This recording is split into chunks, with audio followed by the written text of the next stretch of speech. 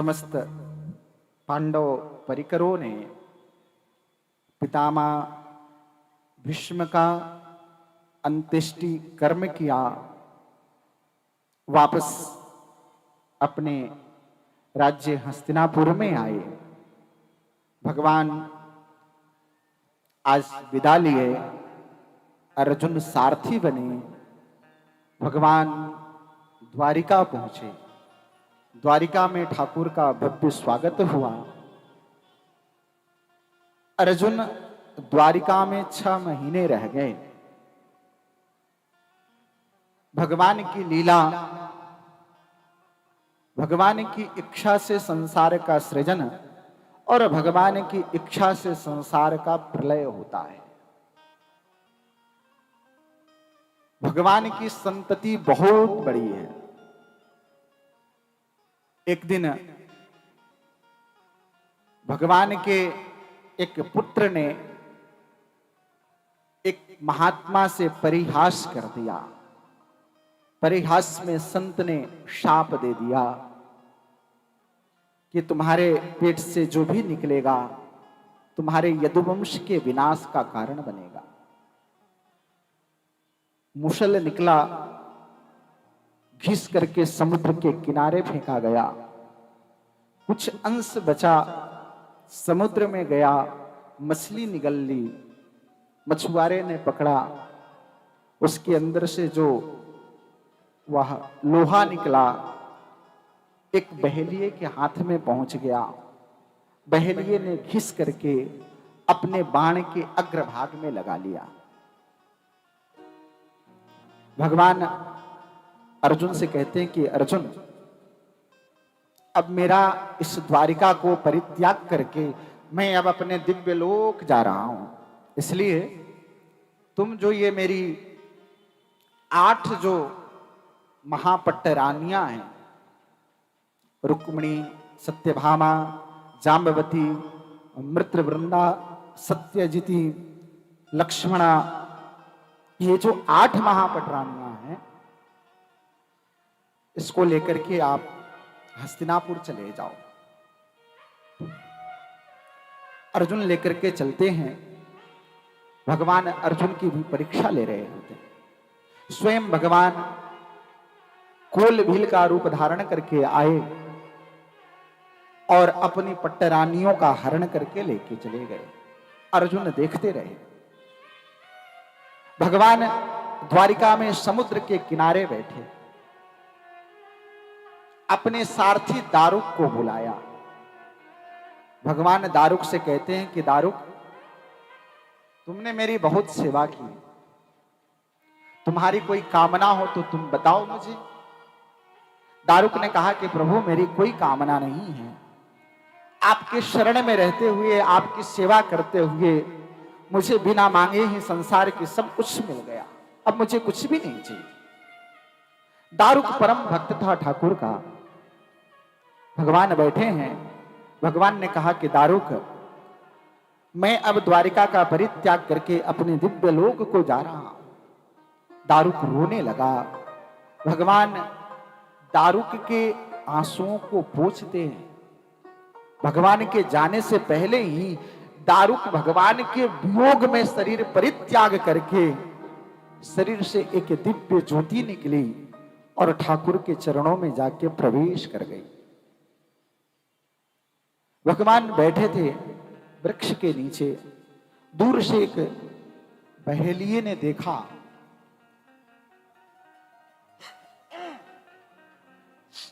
उसने भगवान के चमचमाते हुए चरण को देख करके उसने बाण मार दिया।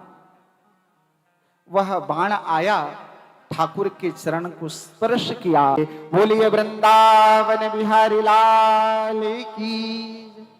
अर्जुन आए हस्तिनापुर में, रोते हुए पहुंचे। युधिष्ठिर ने पूछा कि अर्जुन, तुम तो गांडीव रखने वाले महायोद्धा हो, तुम क्यों रो रहे हो? क्या कारण है? अर्जुन कुछ बोल नहीं पाते। युधिष्ठिर ने कहा कि अर्जुन, क्या बताओ, क्या तुमने किसी बालक की रक्षा करने में असमर्थ हो गए? क्या तुम किसी नारी की रक्षा करने में असमर्थ हो गए? क्या तुमने गौ वंश की रक्षा करने में असमर्थता दिखाई?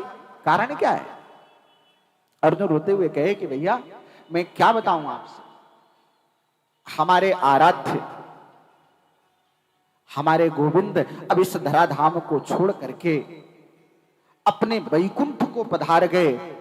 द्वारिका में अब कोई भी नहीं रहा। युधिष्ठिर, पांडवों में शोक का लहर दौड़ पड़ा।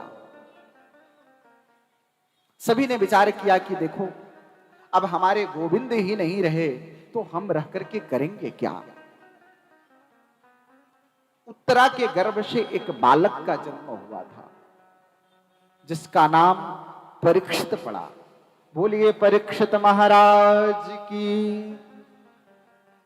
परीक्षित धीरे धीरे बड़ा हुए, उनका सुंदर विवाह हुआ, संततियों का जन्म हुआ। महाराज युधिष्ठिर ने विचार किया कि अब हमें इस हस्तिनापुर से प्रस्थान करना चाहिए। राजा परीक्षित का राज्य तिलक हुआ। पांचों पांडव, माता कुंती, द्रौपदी राज्य परित्याग करके और हिमालय की तरफ प्रस्थान किए। हिमालय की तरफ बढ़ते बढ़ते शरीर गलता गया, सभी भगवान के धाम को प्राप्त किए। बोलिए वैकुंठनाथ भगवान की, श्री वृंदावन बिहारी लाल की। राजा परीक्षित अपने राज्य में राज्य का संचालन कर रहे हैं, बड़े आनंद के साथ हैं। प्रजा अत्यंत प्रसन्न है। राजा का कार्य है कि प्रजा के बीच में जानी चाहिए और प्रजा के सुख दुख को जानना चाहिए। एक दिन राजा परीक्षित अपने नगर में गए। नगर में गए तो नगर में उन्होंने देखा कि एक गाय और एक बैल दोनों आपस में बात कर रहे हैं। गौ माता रो रही है, दोनों की बातों को सुन रहे हैं। बैल जो है वह धर्मराज के प्रतीक है और गौ माता पृथ्वी के प्रतीक है। तो पृथ्वी धर्मराज से कह रही है कि जब से गोविंद इस धरा को छोड़ करके गए तब से इस पृथ्वी पर पापाचार अनाचार बढ़ने लगा। न जाने अब आगे कैसी स्थिति परिस्थिति आएगी। पीछे देखा तो एक काला सा पुरुष तलवार लिए खड़ा था, गौ माता को मार रहा था। राजा परीक्षित ने जब उस पुरुष को देखा तो राजा परीक्षित जैसे ही उस पुरुष को मारने के लिए गए, वो आकर के राजा परीक्षित के चरण को पकड़ लिया। कहा, महाराज मुझे क्षमा कर दीजिए। राजा परीक्षित ने पूछा, तुम्हारा नाम क्या है? उसने कहा, महाराज मेरा नाम कलियुग है और मुझे आपके राज्य में रहने की अनुमति चाहिए। राजा परीक्षित ने कहा कि भाई तुम मेरे राज्य में क्यों रहना चाहते? कलियुग ने बताया कि महाराज मेरे अंदर दुर्गुण बहुत हो सकते हैं, लेकिन एक अच्छाई है मेरे अंदर। कहे, क्या अच्छाई है हमारे अंदर? कहे, सतयुग त्रेता द्वापर में जो व्यक्ति तप करके यज्ञ करके जिस फल को नहीं प्राप्त कर पाता था, इस कलियुग में व्यक्ति केवल भगवान के नाम को जप करके वह सब कुछ प्राप्त कर सकता है। यही विशेषता है। राजा परीक्षित ने सुना कि ये तो बहुत अच्छा है, उससे अपने राज्य में स्थान दे दिए। स्थान भी उन्होंने 4 जगह दिया। कहां का? कहा कि मदिरालय में जहां पर शराब पिया जाता है वहां पे कलियुग का वास है। दूसरा, कसाई खाने में जहां पशुओं को काटा जाता है वहां पे। तीसरा, जहां पर शरीर का क्रय विक्रय होता है वहां पे, और चौथा जहां पर लोग जुआ खेलते हैं वहां, और पांचवा स्थान उस कलयुग को स्वर्ण में दिया गया, सोने में।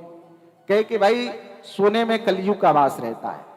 कहे कैसे सोने में कलयुग का वास है? तो कहे भैया कि किसी का हमने छीन लिया हो, किसी का मन दुखा करके लिया हो, तो उस स्वर्ण में कलयुग का वास है। लेकिन अपने परिश्रम के धन से कमाया हुआ हो तो ऐसे स्वर्ण में भगवान का वास होता है। राजा परीक्षित ने कलयुग को अपने राज्य में स्थान दे दिया। आए अपने राज्य में बैठे,